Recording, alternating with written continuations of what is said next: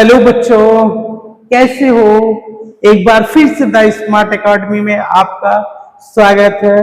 आप लोग वीडियो को देखिए और देखने के बाद आप उसको क्या करिए, यूज पढ़िए और पढ़ने के बाद न्यूमेरिकल्स जो है उसको आप लोग क्या करिए, सॉल्व करिए। तो चलिए स्टार्ट करते हैं। तो आप कोई भी काम करिए तो उसको ईमानदारी से करिए, क्योंकि ईमानदारी ही आपकी वो ताकत है जो आपको ऊपर लक्ष्य तक ले जाएगी। जब आप ईमानदार रहेंगे तो एक दिन सफलता आपके कदमों में ही चूमेगी, क्योंकि आप ईश्वर भी, भगवान भी जानता है कि जो मेहनत करता है, जो परिश्रम करता है उसी को उसका फल मिलता है। जब आप मेहनत करेंगे तो उसका फल आपको अवश्य मिलेगा, और जब फल को प्राप्त कर जाएंगे तो आप लोग की लाइफ अच्छे से स्टेबल हो जाएगी। और जब लाइफ अच्छे से सुटेबल हो जाएगी तो आप लोग अच्छा काम करेंगे। तो चलिए स्टार्ट करते हैं एक बार फिर से।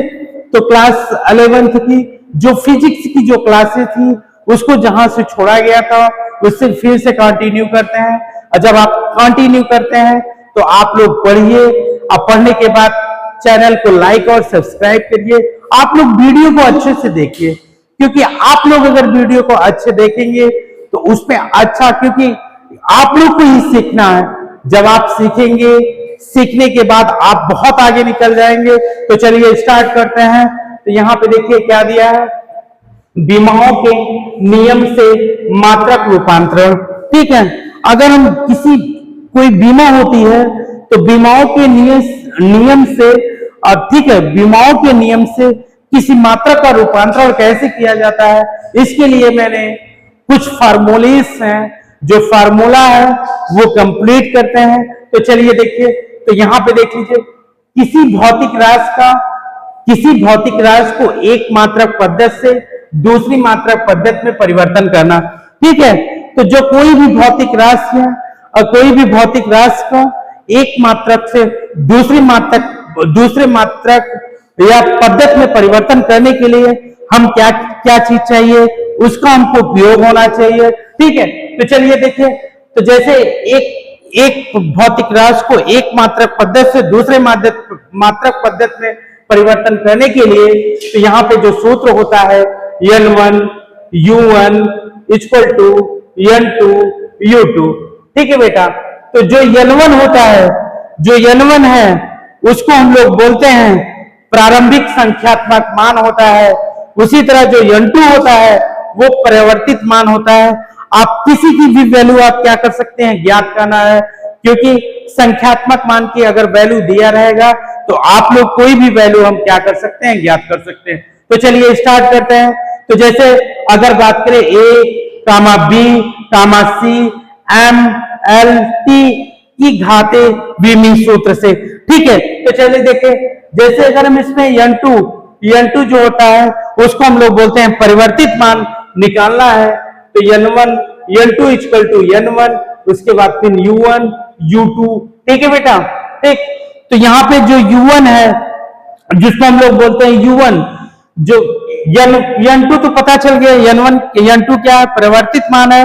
N1 जो है संख्यात्मक मान है, और U1 क्या है, तो जो U होता है वो यूनिट्स है। यूनिट्स का मतलब मात्रात्मक मान जिसको हम लोग बोलते हैं। तो यहाँ पे देखिए, तो जैसे तो ये क्वेश्चन लेके चलते हैं, एक जूल को हम क्या करते हैं, एक जूल ले लेते हैं। अब एक जूल को हम किस में कन्वर्ट कर देते हैं, देख लीजिए, यहाँ पे स्टार्ट करते हैं।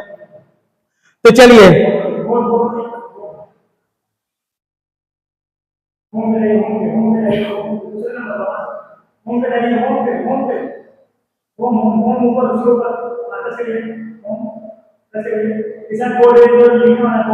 तो चलिए स्टार्ट करते हैं। तो जैसे क्वेश्चन में दिया है, इसका एक क्वेश्चन है, क्वेश्चन दिया एक जूल, या इसको लिख लेते हैं कि एक जूल को सीजीएस, ठीक है, सीजीएस पद्धति में ज्ञात कीजिए। ठीक है बेटा, तो 1 जूल को हम किसमें ज्ञात करना है? सीजीएस पद्धति में हम क्या कर सकते हैं? ज्ञात कर सकते हैं। तो चलिए स्टार्ट करते हैं। तो 1 जूल को अगर हम सीजीएस पद्धति में ज्ञात करना है तो कैसे इसको ज्ञात करते हैं? तो यहाँ पे स्टार्ट करते हैं। तो देख लीजिए, चलिए इसका सॉल्यूशन देखिए। जैसे अगर हम बात करें तो जो 1 जूल है, आपको पता होना चाहिए किसका मात्रक जूल होता है। तो आपको होना चाहिए जो जूल है वो हमेशा किसका मात्रक होता है। जैसे अगर हम बात करें तो गतिज ऊर्जा का भी मात्रक क्या होता है? ऊर्जाएं जितनी होती है, चाहे गतिज ऊर्जा हो, चाहे स्थितिज ऊर्जा हो, चाहे कार्य हो, सबका भी मात्रक क्या होता है? जूल होता है। तो जितनी भी ऊर्जाएं होती हैं उस सब का मात्रक क्या है? जूल है। तो यहाँ पे हम किसका ले लेते हैं? जूल। तो यहाँ पे हम क्या लेते हैं? कार्य का मात्रक ले लेते हैं। तो जैसे कार्य का मात्रक, ठीक है, कार्य का मात्रक। जब आपको मात्रक पता है, यूनिट्स पता है, तो उसकी आप बीमा ज्ञात कर सकते हैं। तो कार्य बराबर होता है क्या? बल गुणे विस्थापन, बल गुणे विस्थापन। ठीक है बेटा, तो कार्य बराबर होता है क्या है? बल गुणे विस्थापन। जो बल है, तो जो बल की बीमा होती है mL(T⁻⁻2) इंटू L। ठीक है बेटा, तो इसको सॉल्व करते हैं तो m इंटू L² T⁻(2). ठीक, तो ये पता चल गई कार्य का मात्रक तथा उसकी बीमा।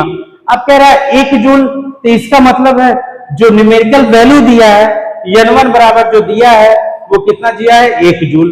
ठीक है, अब हमको ज्ञात क्या करना है? तो जो ज्ञात करना है N2 की वैल्यू हमको क्या करना है? ज्ञात करना है। ठीक है, यही N2 का मान हमको ज्ञात करना है। तो अब जूल को जो है, जूल जो होता था एसआई पद्धति में है या एमकेएस पद्धति में है, तो उसको हम किस में कन्वर्ट कर लेते हैं? सीजीएस पद्धति में। तो यहाँ पे देखिए उसके लिए सूत्र था, तो मैंने अभी तुरंत इसके पहले जस्ट बताया था। N2 इक्वल टू जो फार्मूला होता है N1, उसके बाद फिर M1, इसकी पावर यहाँ पे देख लीजिए A, उसके बाद फिर L1, इस L2, इसकी पावर B, उसी तरह T1, उसी तरह T2, इसकी पावर क्या है? C। तो अब देखिए पावर से कहां से आएगी आपको? तो यहाँ पे देख लीजिए, इसमें कन्वर्ट करते हैं तो A के स्थान पे इसकी पावर 1 है, B के स्थान पे हम इसको 2 ले लेते हैं।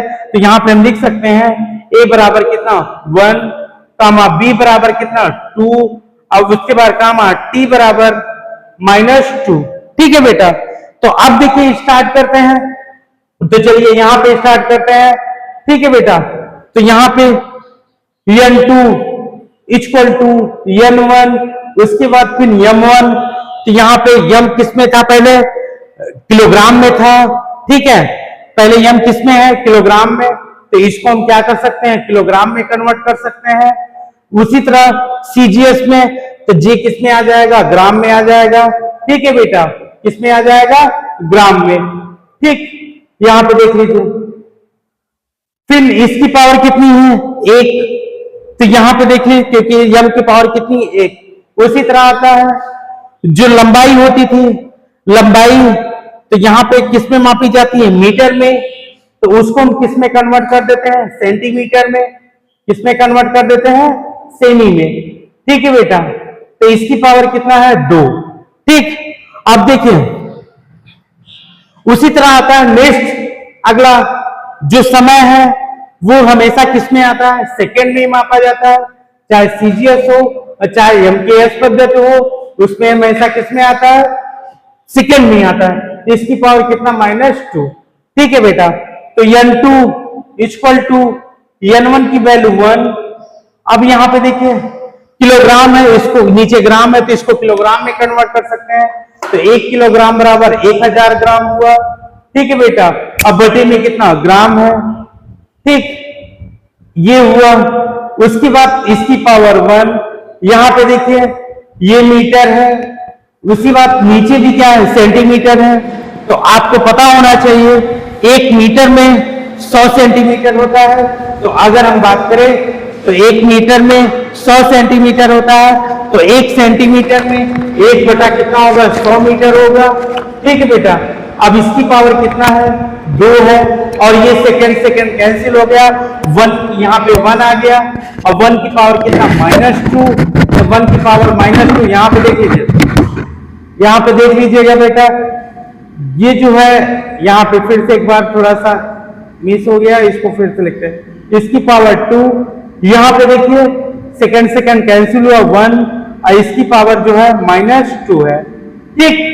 तो अगर चाहे -2 है, जैसे 1 की पावर -2 और इंटू 1 की पावर कितना, -2 है, तो गुणा में घात हमेशा क्या होती है, जुड़ जाती है, तो ये हमेशा किस में आ जाएगी, प्लस में आ जाएगा, तो ये कैंसिल हो जाएगा, इससे कोई मतलब नहीं है। अब देखिए यहाँ पे स्टार्ट करते हैं, n2 = 1, उसी तरह किलोग्राम है, ग्राम, ये ग्राम से ग्राम कैंसिल हुआ, मीटर से मीटर कैंसिल हुआ, तो 1000, ठीक है बेटा, 1000, ठीक। तो उसके बाद फिर ये 100 ऊपर चला जाएगा, जब 100 ऊपर चला जाएगा तो इसका क्या हो जाएगा, होल स्क्वायर हो जाएगा, ठीक। तो अब देखिए n2 = 1000 गुणे 100 का, अगर हम 100 का वर्ग करेंगे तो कितना जीरो बढ़ेगा, 4, तो इधर 4 जीरो हम क्या कर सकते हैं, बढ़ा सकते हैं। तो यहाँ पे देखिए 1 2 3 4 5 6 7, तो इसका मतलब n2 बराबर जो हो गया वो कितना आ गया, 10⁻7। तो अब देखो जो जूल है, जूल को सीजीएस पद्धति में कन्वर्ट किया है, तो यहाँ पे सीजीएस जो पद्धति में आएगा उसकी वैल्यू किसमें आ जाएगी, अर्ग में। यही क्या हुआ, आंसर हुआ, ठीक है बेटा। तो आप लोग इसको क्या करिए, नोट कर लीजिएगा, ठीक। तो इसको आप नोट करिएगा। तो नेक्स्ट आगे फिर से स्टार्ट करते हैं वहीं से जहां से छूटा गया था, फिर उसी से कंटिन्यू स्टार्ट करते हैं, ठीक है बेटा, इसको नोट कर लीजिए।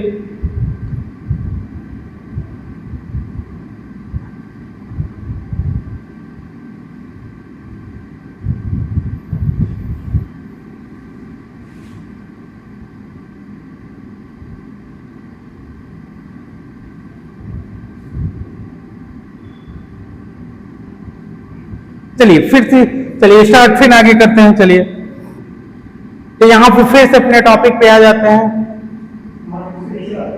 तो चलिए फिर से अपने टॉपिक पे आ जाते हैं। तो चलिए देखिए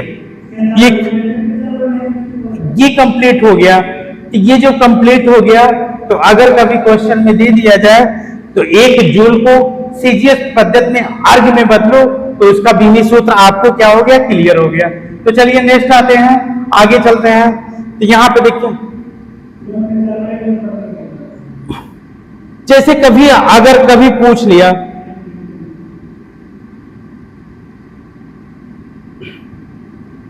चलिए देखिए नेक्स्ट अगली टॉपिक है, कहते हैं भौतिक राशियों के मध्य संबंध स्थापित करना।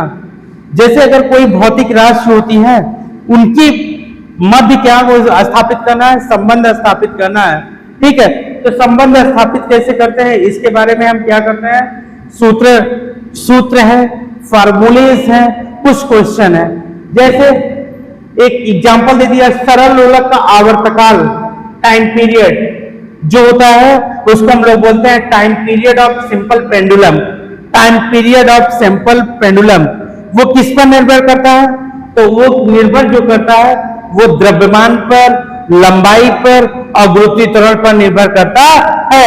तो यहां पे चलिए स्टार्ट करते हैं। जैसे क्वेश्चन में दे दिया गया है, चलिए जैसे स्टार्ट करते हैं।